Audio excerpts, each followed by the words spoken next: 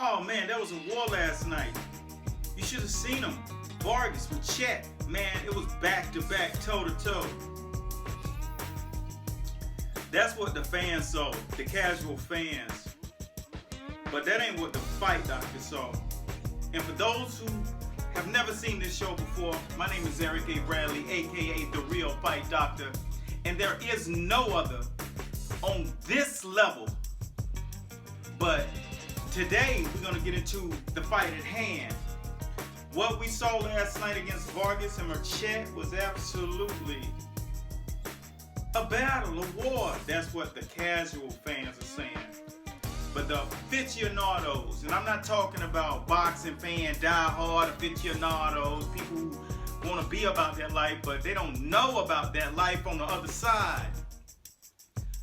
I watched these coaches perform last night. When you have the responsibility of having a fighter and that fighter being up under your tutelage, it's your responsibility to make sure that that fighter goes out with all the tools necessary to combat what's coming forward, which was a young, strong, sturdy Berchelt. Younger, stronger, faster, bigger.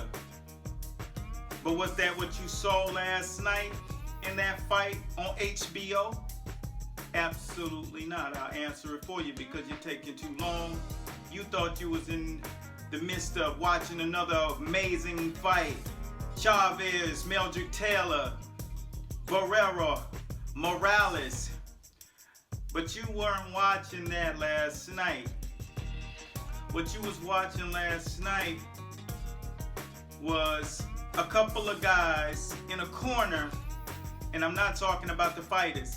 I'm talking about the coaches that lack the education to be on the stage of that level. I created a video about a year and a half, maybe 2 years ago called Coaches University. Type it in on YouTube. I don't even think I took the trouble to put it on Facebook, on my page, but Coaches University, where there are levels to this game. And I myself have been to the pinnacle, pay-per-view levels. Back in the days on Hassan Rockman, Klitschko was about to battle off and Klitschko pulled off. Back then, when the real killers was at heavyweight, and it was no question. Well, understand this. These guys come into the corners and they have their towels. That does not make them coaches. Whenever you're fighting at that level, the coach needs to be educated to a point where you feel like that coach is educated. War of skills. Max Kellerman was on the record saying last night, and my boy Jim Lampley, what skill? Skill? Let me tell you something.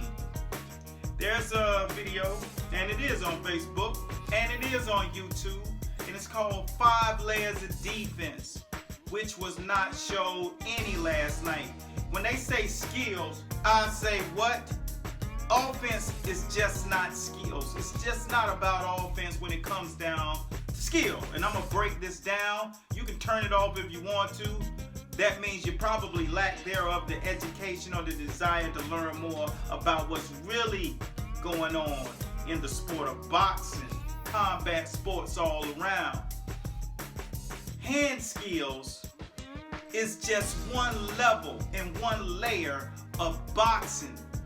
You can shoot hands, you can catch punches, you can parry punches, but when it comes down to skills, which you do not give guys who fought like that last night the moniker of being highly skilled, that's one level.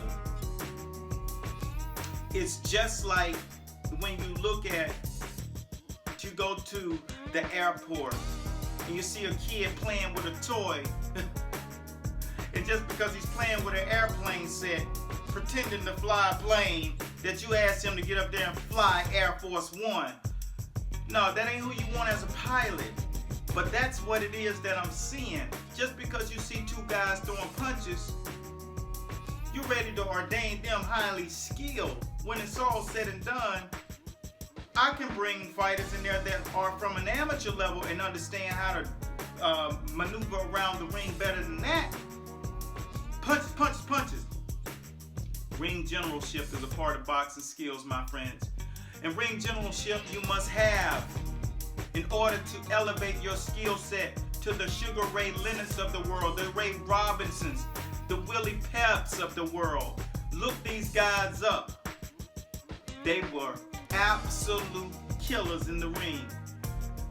I want you guys to understand that I don't look at this fight last night as a great fight. It was a great lesson because a guy has a towel on his shoulder. As they let this fight go on, the blood, the cuts, the exhaustion, I'm up for a good fight. But when you know for 6 rounds that the guy has no chance of coming back, that's not a good fight. All that is it's just kind of feeding that desire that you want to see somebody do something you wouldn't do and do it the way you wouldn't do it. So it's kind of like watching an adventure movie or a scary show. I wouldn't do that, but I'm gonna look at this guy make a fool of himself. Entertainment, and the coach's responsibility is to keep it from that.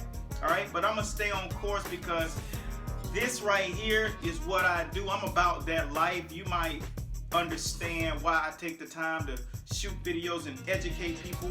That's the key, to educate you. That what you saw last night was not what you thought it was. It was not highly skilled fighters. It was one guy who was doing what was necessary to do, impose himself on others. But to give that moniker of highly skilled, when you see highly skilled, he was out of the game now for a year and a little bit, in 3 months. And his name was Floyd Mayweather, highly skilled. Manny Pacquiao, highly skilled. When you look at highly skilled fighters, every time you look up, they're not split and swole up. That's highly skilled. That means skilled on offense and defense. Both of their the prowess that they go into the fight with, it shows up. Footwork, ring generalship, 5 layers of defense is what the Floyd Mayweathers of the world mastered. Sugar Ray Leonard, Willie Pep was an absolute invisible man. So was, when you look at Sweet Pea. These are the guys, you don't have to love these styles, but you had the Vernon Forrest. The guys like Vernon Forrest would pop, pop, pop, pop, and knew what to do after that. You know, these guys are lacking an entire book. You don't go to an elementary school asking for a PhD and then get an opportunity. These coaches are in a position where they can take advantage of a sport without elevating their cachet in the ring. Lack of footwork. If you walk into a gym and a coach is standing there showing guys how to punch and not move their feet in particular moments, then that's your fault, because he did not get his PhD from Coaches University. It's the exact same analogy by walking into a Rite Aid and asking for a Band-Aid and anointing the clerk your doctor because he knew where the Band-Aids were. So you're going to let this dude open up your heart and give you open heart surgery because he knew where the Band-Aids were? I am here to challenge coaches. So if you know a coach, challenge him and ask him about that fight last night and what he thought, and the fact that they wouldn't even throw in the towel knowing that this guy, they told him that he was down. It was a close fight. The only thing that was close in that fight is when the punches was landing on his face. They were close consistently. Uppercuts, hooks, 1-2-1s, which are very rarely used combinations. Miguel Cotto uses them. 1-2-1s, which is mostly whenever you hear a combination is 1-2, 1-2-3, or 2-3-2. You never see 1-2-1s. Miguel Cotto has definitely crafted that science and made it a relevant combination. But man, that was just Coaches University. You can go up to YouTube and you can see that video about me. Or not, go to my channel, Master Boxing LLC, and you can get educated on what I mean by Coaches University. There are levels to coaches, just like there are levels to fighters. And sometimes fighters pair with the wrong level coach. That's just what it is. Hey, my uncle was the highest level that it was, level 6. Ask anybody about, do you know a level 6 coach? Absolutely not. So to be going down the line and be third generation and knowing about that life, there are levels to this game. And I watch some of these coaches and I'm looking at them like, are you serious? People get jobs because of proximity. But that's what my rebuttal is on that fight last night. So Vargas and Berchelt was a good, entertaining fight before you knew what was going to happen. But by the time the end of the first round, I knew what was going to eventually happen, unless, I mean, he just had too much wear and tear for the previous 2 fights. And the fact that you got a guy back in the ring 7 months after being busheled, you know, that just goes to show you, these coaches, man, if they were in front of me and anybody that know me and know anything about me in the face of coaches that lack the real knowledge, come to my university. Go up to Master Boxing Academy or something. LLC.com. MasterBoxingLLC.com. MasterBoxingLLC.com. Coaches Academy as well as fighters.